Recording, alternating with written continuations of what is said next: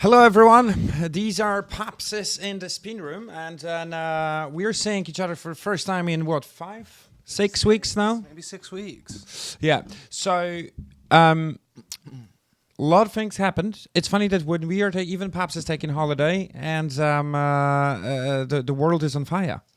Yes. I mean, a lot has happened. It's very dramatic few weeks. Very dramatic, but it's also like, I think that we actually have an impact on national politics, because suddenly when we are not doing our podcast, the world is kind of a little Cinderella, a little attention seeker. I mean, maybe we should just never rest, just so the news can just calm down a bit.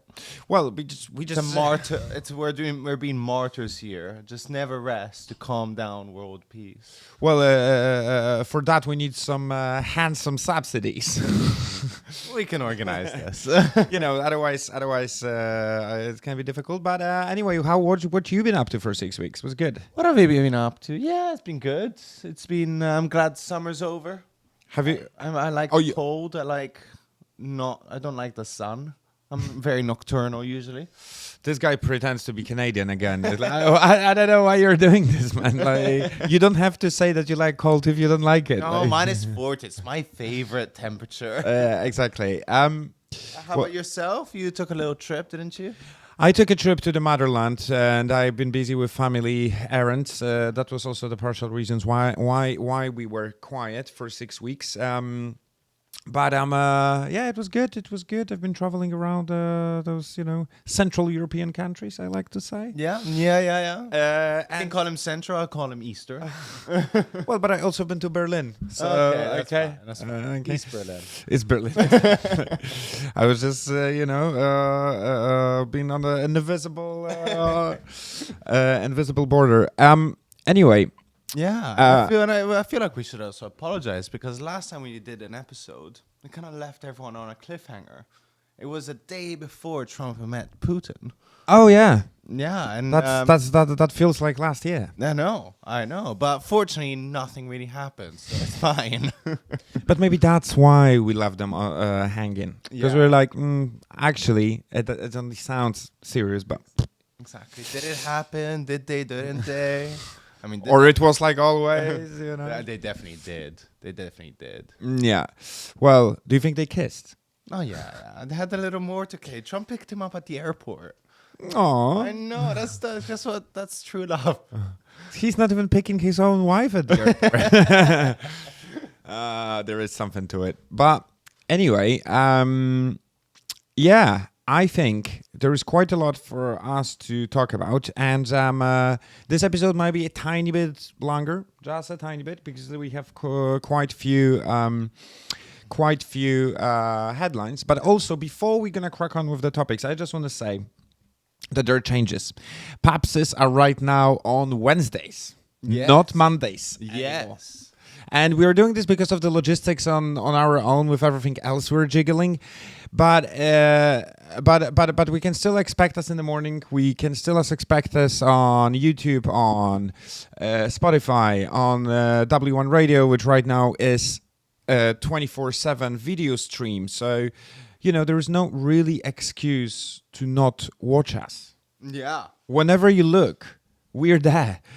Waving. Hi. And doing too long introductions.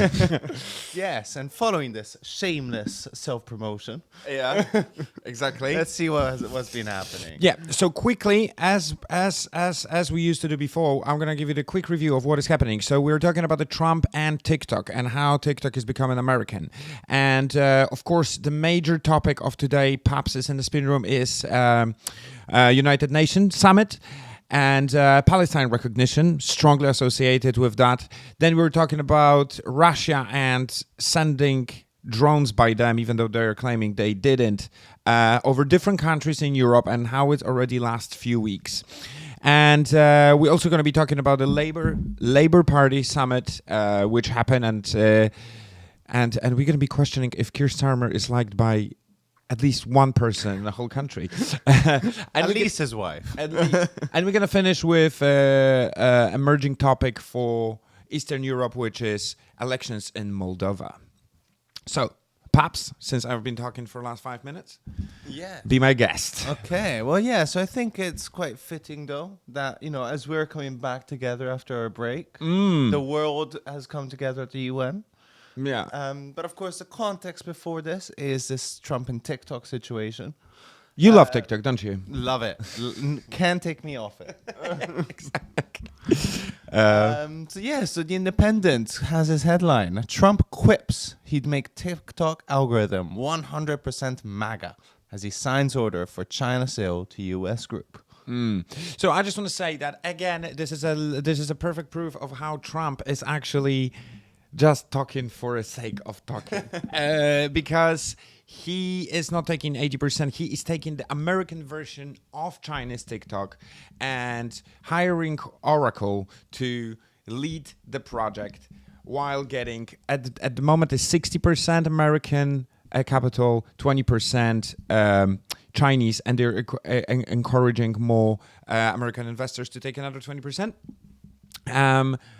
So yeah, I think what is important for me here is that Trump, on the press conference, he said that Xi Jinping told him, go for it. I'm just like, let's put ourselves for a second in this room. Were they sitting and he literally say, like, can you imagine Xi Jinping saying, come on, mate, go for it? I mean, I picture it more like, Emperor Palpatine with Anakin Skywalker. Do it. Do it. I dare you. Yeah. But yeah, no, I mean, the context here is that Trump is saying, like, this is all me, my idea, 100% MAGA TikTok. But this is actually Biden's thing. I mean, if you remember, back on January 5th, TikTok was banned for a day. This was because Biden put in place that due to the allegations of Chinese spying or having this fully owned Chinese company all over America, Biden said, well, find a percentage of the board to be American, and then we can talk. Otherwise, we'll ban you. He just basically left a hot potato for Trump's presidency, because that happened on the last week of Biden's being. It was the last day. Trump, it was last day that TikTok was banned, and then Trump comes back, said, "No, we like TikTok. It made me president. Let's bring it back." Until today, where he says, "Oh no, it has to be MAGA." What funny thing is that TikTok, the new American TikTok, is valued for over $14 billion on the stock market, while Meta is $8 million. It's 1 trillion, isn't it? Meta? I think Meta is lower than. Is it? Yeah, last I saw it was 1 trillion. Meta is much bigger than. Okay, because I've seen that TikTok gonna be valued more than Meta, and which for me was very artificial. I mean, it's according to Truth Social, maybe. Yeah, exactly. Maybe it's the same. Maybe it's as true as the fact that it's gonna be 100% MAGA. Yeah. But we don't want to stay for this topic for too long. I mean, well, the last comment I want to say about this is, so we of want. course, no, we can. no, I'm joking. Is that, I mean, this is just taking it over from the Elon Musk playbook. Take something not necessarily apolitical, but somewhere that was a bit more a conversational platform, like Twitter used to be.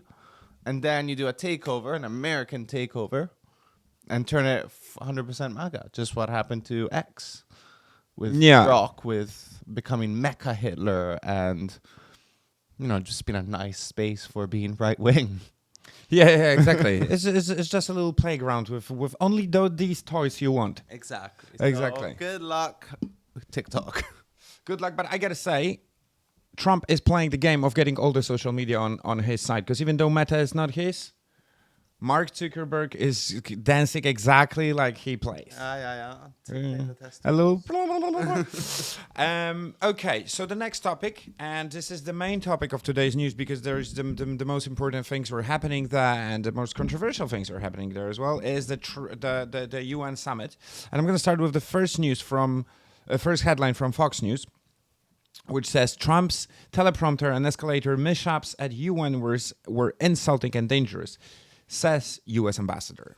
And then the Washington Post goes ahead with Trump upbraids UN speech, claiming your countries are going to hell. And I gotta say, on that note, it's excessively warm, like for like for autumn in UK. And bear in mind, this was because obviously the UN summit is held in New York. So just as a courtesy, the President of the United States welcomes all the world's leaders and ambassadors to because he's hosting these countries. And what a welcome if you start with, you're going to hell. Yeah, it's a nice warm war. It's it's like a family gathering. It really is. It really is. And I know that because I just came back from one. So yeah. Oh, yeah, they're great. They're good fun. But yes, I mean, but Trump. I mean, I understand Trump's anger because he had all these sabotages. I mean, like broken escalators. Oh man, this is not a coincidence. No, the teleprompter. Mm. Oh, Trump said that this guy's gonna get fired, and Fox News, Newsmax are all going crazy about this. Maybe they're gonna go and work with Jimmy Kimmel because he's bulletproof now after he came back. Yeah, no one can touch Kimmel now. Yeah. So what was happening on? Because I think there are a few things which happen on a UN summit, and I think the main things is what Trump said, and also what was the reaction where Netanyahu gave his expose. And I think starting from Trump, because at the end of the day we're always starting from Trump, he basically no, I don't think anyone expected him being so straightforward and so controversial as he ended up being. I think I just want to take a little bit of a piss, just a tiny bit. No. How? No. I know you would never suspect me of doing it. People change. So he basically said that Europe is losing their free speech because people in UK, because of the the changing law for people who are having their own voice and speaking out loud, while pretty much a week before he banned Jimmy Kimmel for him giving his thoughts about assassination of Kirk. So what do you think about that? I think that I'm just trying to just reminded of when last time Trump had a big meeting with world leaders, which was the G7 in Canada, where he left after one day because the attention was not on him.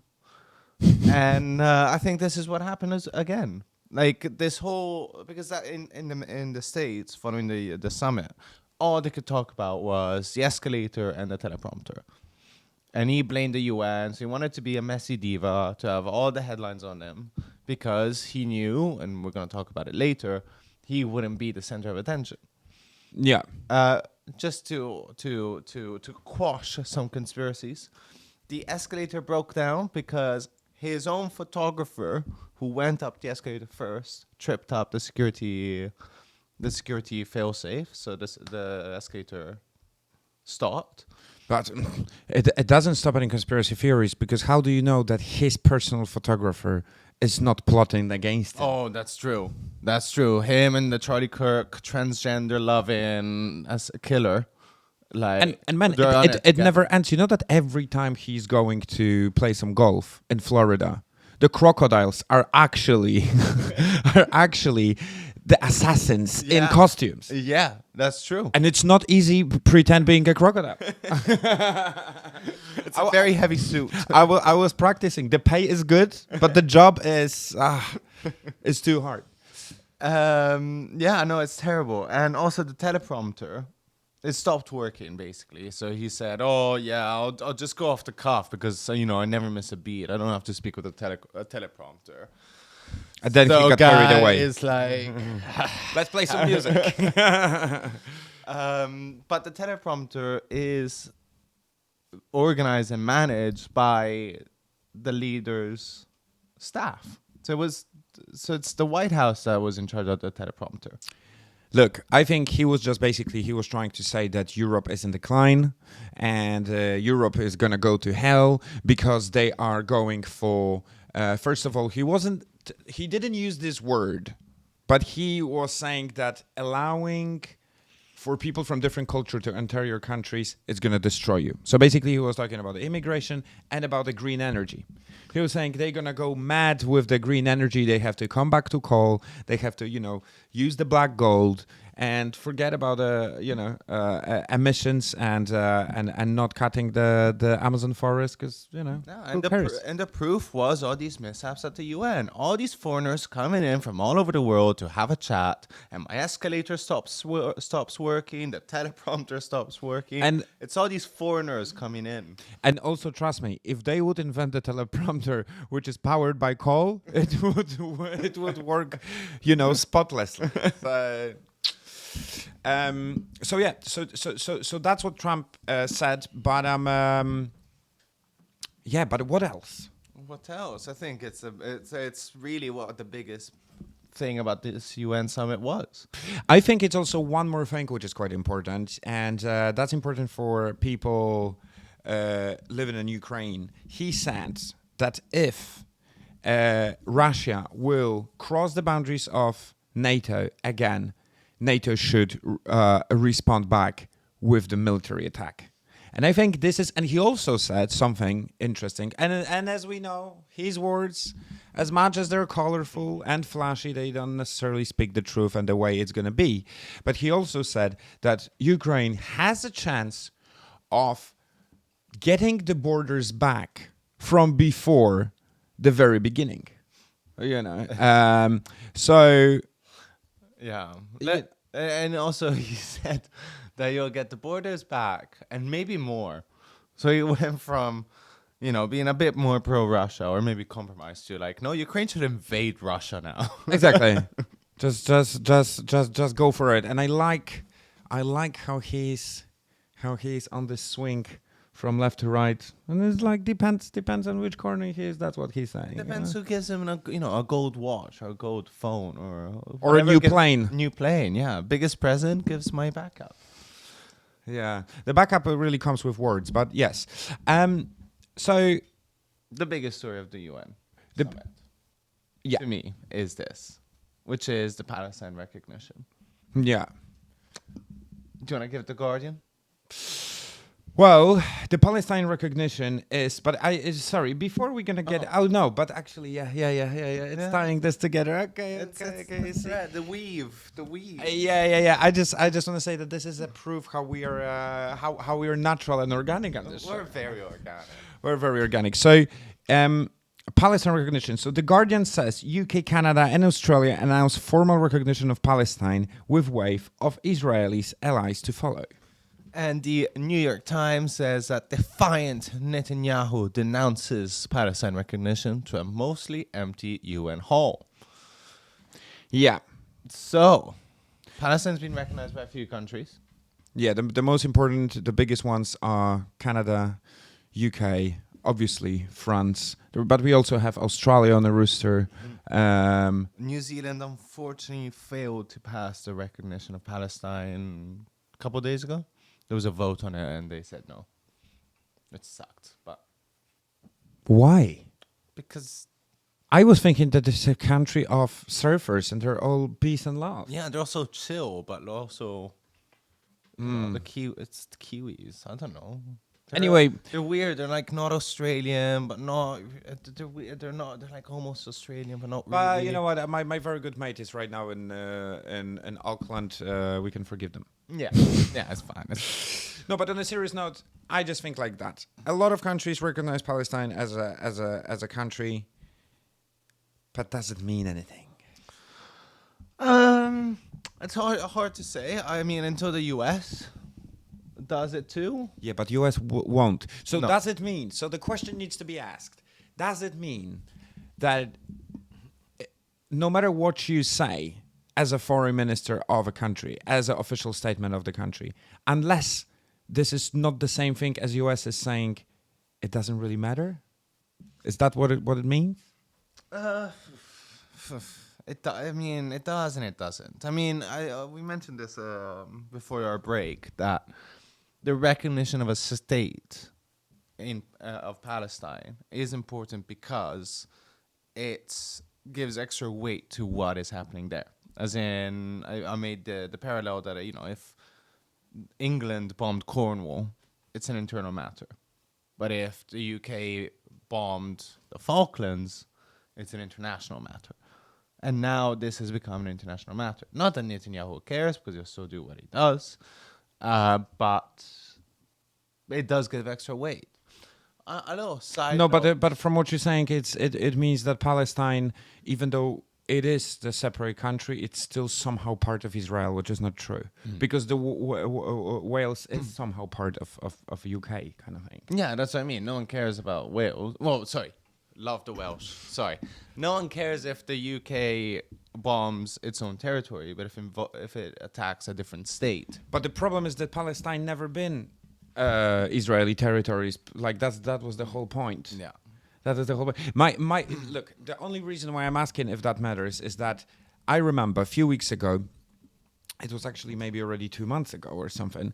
We were talking about how France recognized Palestine as a separate state, and UK said, if you, Mr. BB, won't change your behavior, then we're going to recognize it as well. And what happened a few days later? He said, okay, actually, it's not like I'm going to stop. I'm actually going to expand and I'm going to take the full control over Gaza. Yeah. So what I'm saying is, does it make any difference? Even though it's becoming international matter. Well, let's put it this way. The person who's gone strongest about this, in the most interesting turn of events, is North Korea.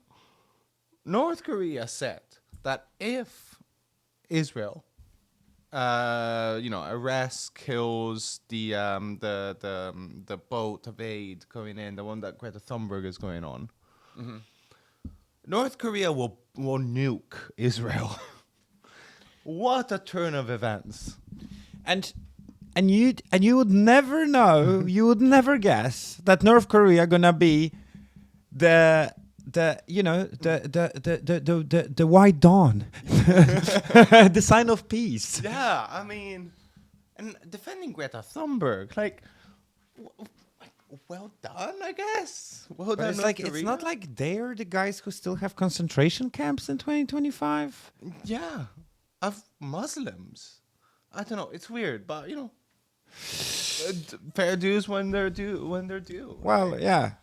I mean, it's quite surprising. I didn't hear about that. Yeah, no, it's Because we can just now swiftly go from this topic to really the speech of Netanyahu on UN. And I just want to say that, international or not, do you know that Netanyahu, when he was going to UN summit, he took the 600-kilometer longer path just to not fly over the countries which potentially can arrest him. So I think it's already international. If the guy, you know how you're looking for a map on City Mapper how to get somewhere? yeah. And you have on normal, and then suddenly you're clicking the button quiet, and it's like 20 minutes longer on a 40-minute trip. That's what he did. Yeah. So when there's tube strikes, like that's the route that you need to go. He took bus replacements. He took City Mapper for terrorists. Yeah, I mean it's like going, Madrid to London via Sydney. Which is, on a Friday night, if you're going too much, it might happen. Maybe you should stop the war just to cut his travel times. Exactly. So then he came and he gave a speech on UN summit, and what happened? Everyone walked out. Well, not everyone though. Well, no. But I'm gonna tell you even a worse story. So do you know? I'm gonna give a little history check. Do you know when there was a siege of during the Second World War of Leningrad?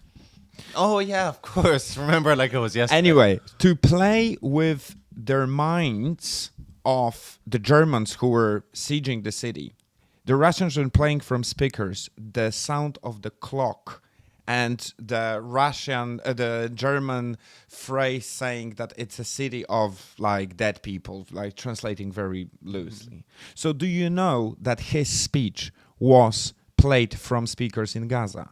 Ah. And I'm like, if you're a bitch, like Let everyone know. exactly. God damn. Which is quite surprising, but yes, almost everyone left. Yeah, which is very impressive.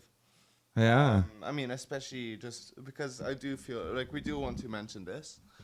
It was, I spotted this like by mistake. It was like a 30-second, 2-minute segment on BBC News. When they interviewed the people from Doctors Without Borders, or as the French say it, Frontiers. Medics Sans Frontières. Yeah. That basically they've left Gaza City.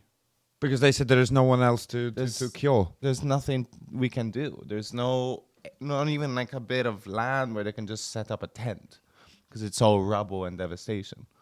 Yeah. And that is incredibly significant. Yeah, I mean, like that says it all. There's a limit, like so it means that Israel potentially will stop soon, not because they found mercy, it's because they destroyed everything. Yeah. There's nothing else to destroy anymore.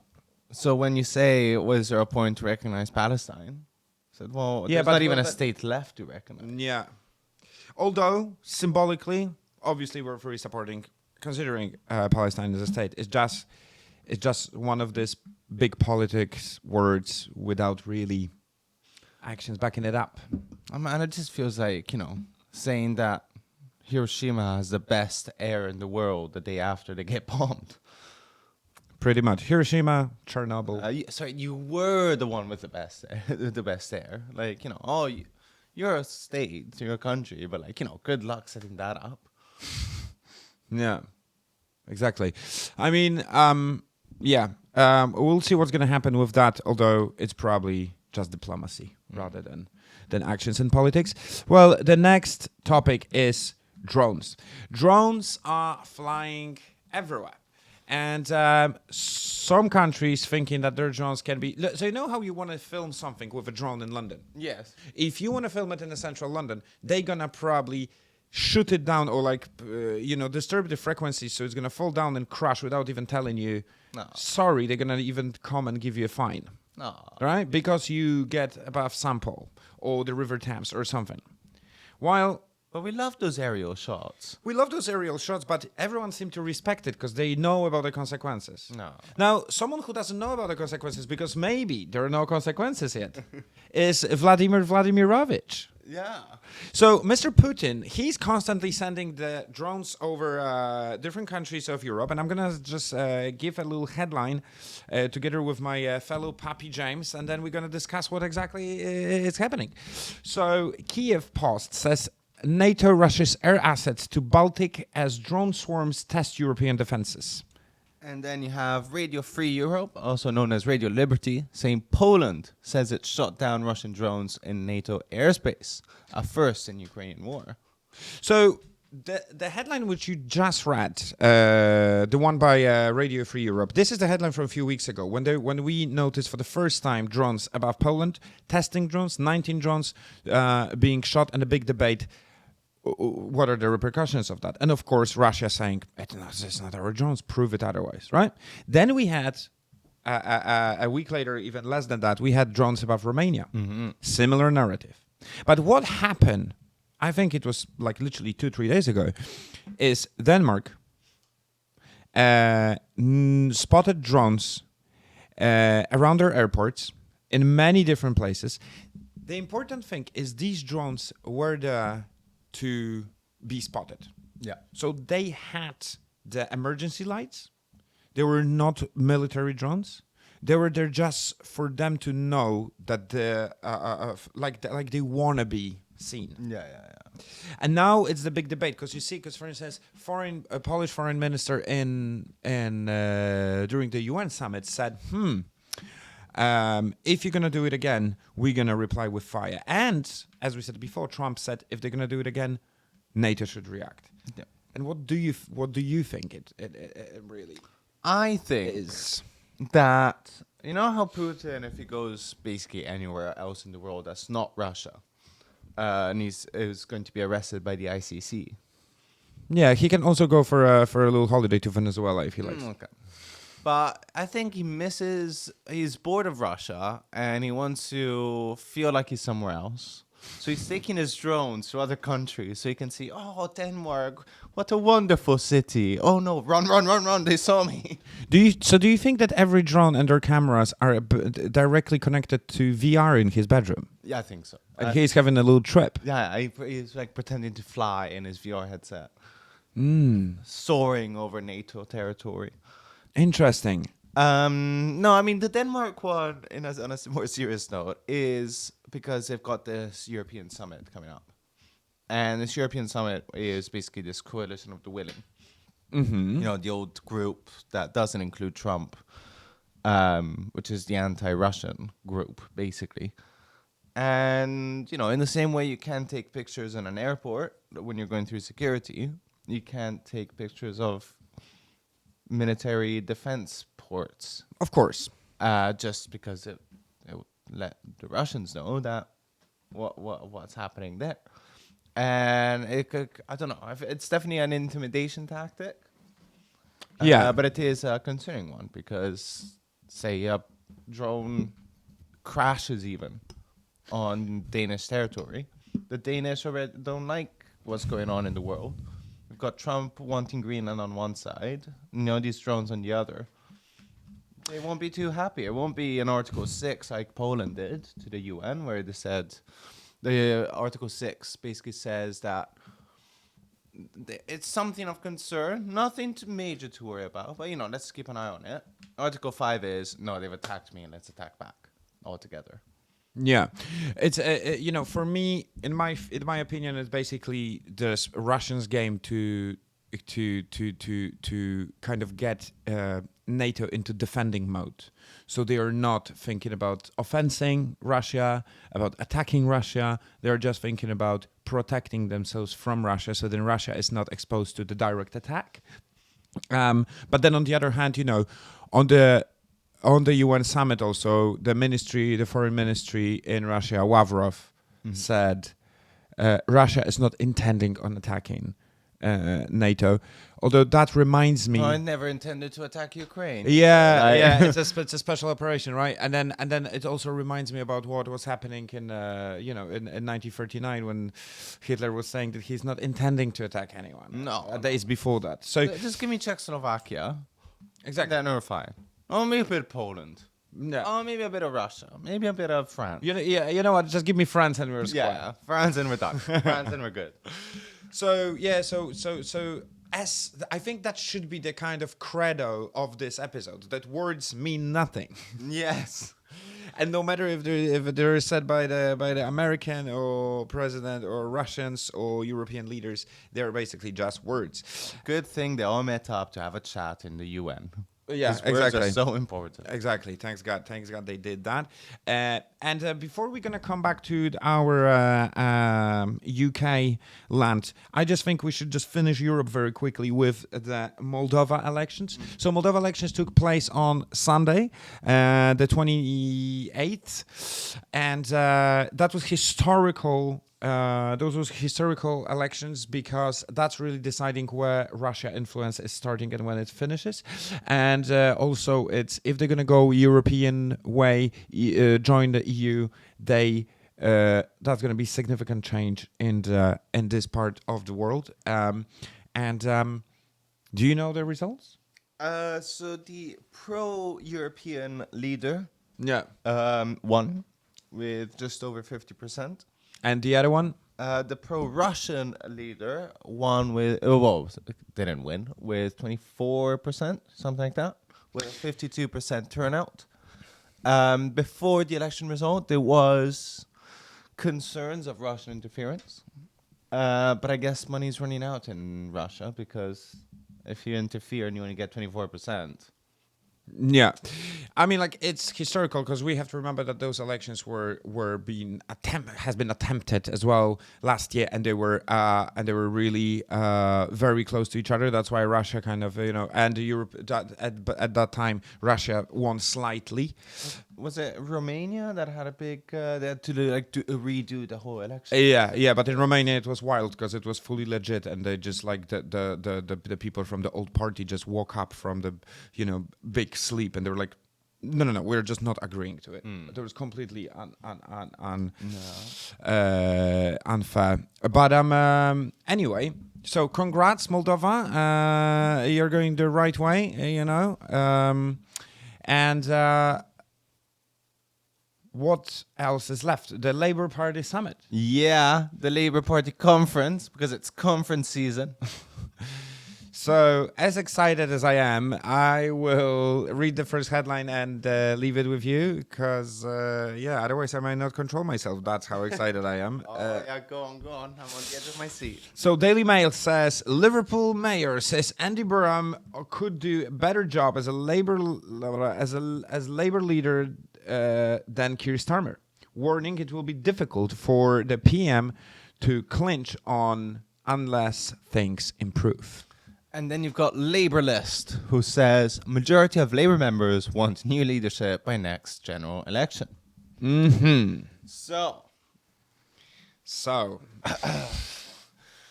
first of all, one of the weird things about the UK political system is that they have the parliamentary session takes a break for about 6 weeks during the summer, and they came back like 3 weeks ago. And after 2 weeks, they take another break because then it's conference season, which is where we are at now. So hold on a second. Do you want to tell me that they were taking 6 weeks of holiday of doing absolutely nothing? Yes. Then they go back to work for 2 weeks. And they are meeting for a conference season, which means doing nothing again. Yeah. But conference season is fun. It gets messy. There's drama. Parties in the hotel room. Who wants to party with Keir Starmer? No one. No one. And actually, that's a very good point. Because looking at these two headlines, one, the Daily Mail, okay, maybe a bit more right-wing. But the Labour List is a Labour Party editorial.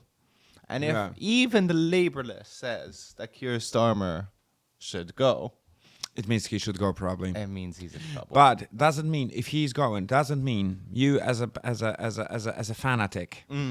Doesn't mean that the whole party gonna be changed.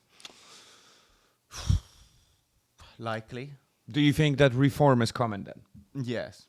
No. Okay, one step at a time. First of all, we didn't mention this because this was happened during our break. Angela Rayner, the representative of the left under Keir Starmer's government, she's gone over some tax things with a house that she bought. So at the moment, during this Labour Party conference, they're electing the new deputy leader of the party, because deputy leader and deputy prime minister are different. Yeah. So that will be interesting to see what the results are. Is the Labour Party members want a more left-leaning candidate, or just carry on with the Keir Starmer groove, because he's got groove. He's got a groove, yeah. However, let's not get too excited, because all the contenders, they're all Starmerites. Yeah. So there's that. There was big drama in the days leading up to the Labour conference, because Andy Burnham, the mayor of Manchester,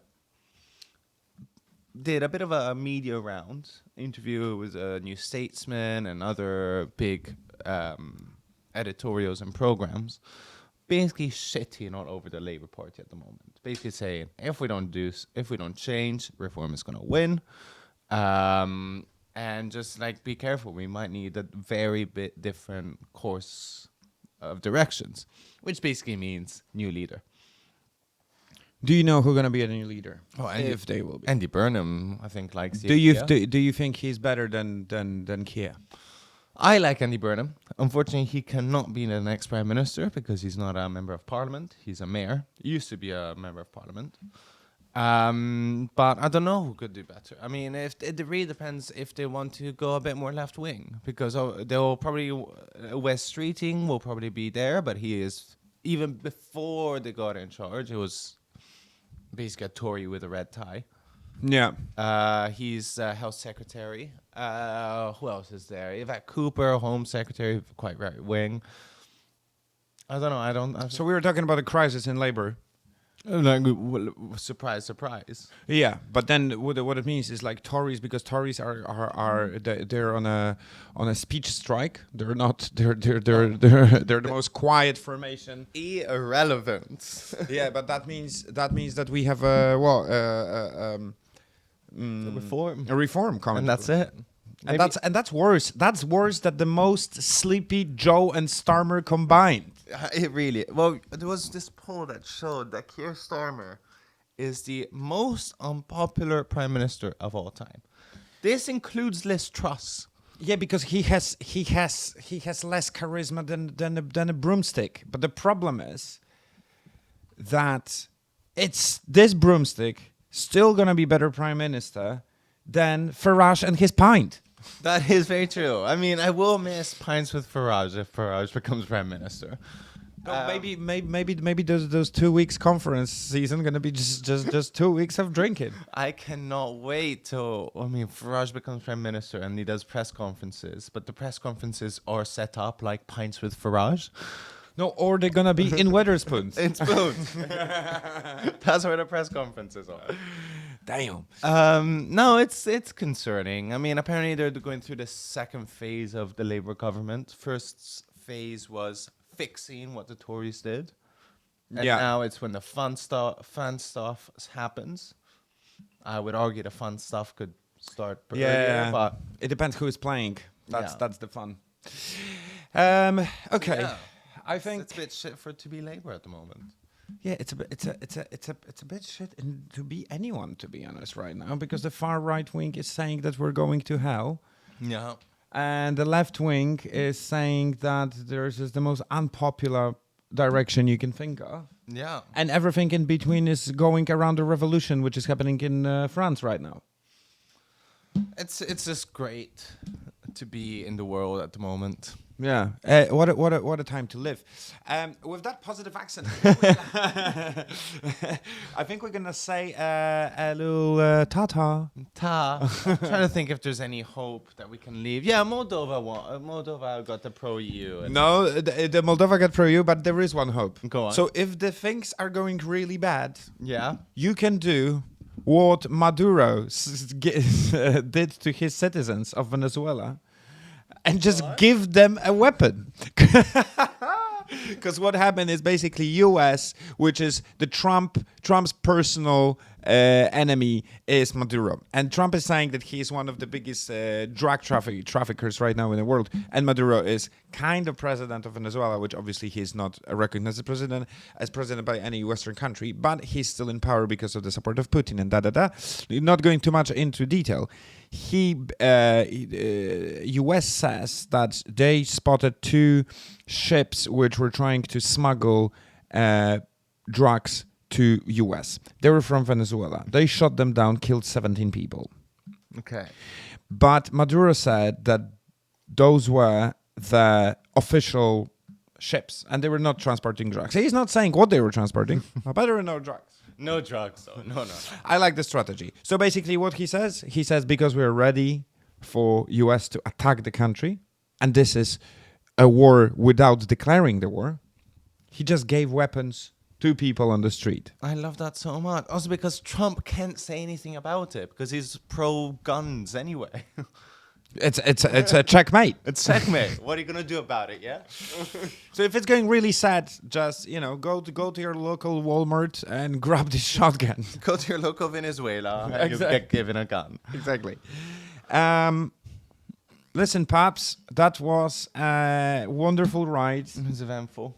It was eventful. Right now, I just want to tell you guys, we're coming back on social media. We're coming back on YouTube. We're coming back like never before. And we are Wednesdays. Remember, Wednesdays, not Mondays.